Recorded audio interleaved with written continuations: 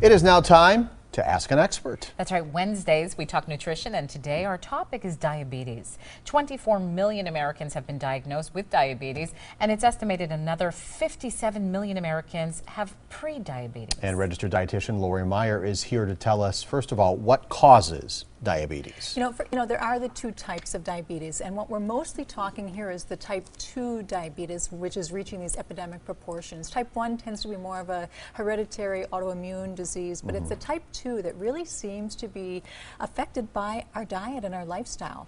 We seem to be eating too many refined carbohydrates, and this really is a problem. We're having large portions, too many refined carbohydrates, too much snacking. And the problem with snacking is we're snacking on kind of junky foods. We're not eating fruits and vegetables as much for our snacks, so we're missing nutrients that we need. We also have too many sweetened soft drinks, and then with all of that, we're not exercising enough to accommodate that.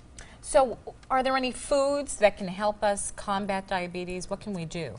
Well, first of all, what we want to do, what we have to keep in mind is that when we have diabetes, carbohydrates seem to be a big part of the problem, and they are directly related to how much exercise you do. So if you're a person who is willing to exercise and exercise more, you can eat more carbohydrate.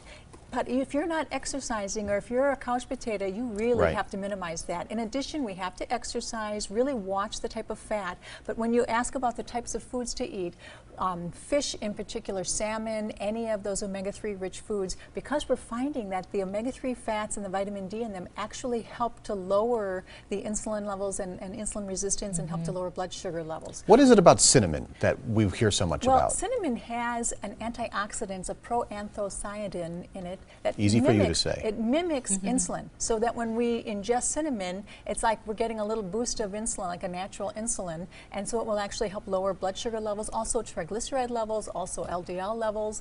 Nuts are another good source of fat. Any type of nuts?